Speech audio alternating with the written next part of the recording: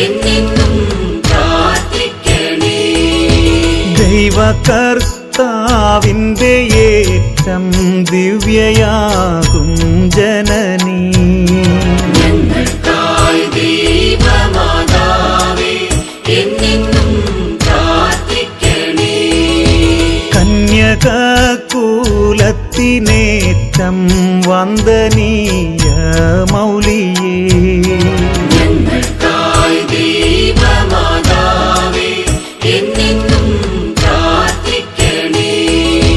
ദേഹശുദ്ധിയായി വിളങ്ങും പുണ്യഗേഹ മാതാവേ, ഞങ്ങൾക്കായി ദൈവമാതാവേ എന്നെന്നും പ്രാർത്ഥിക്കണേ.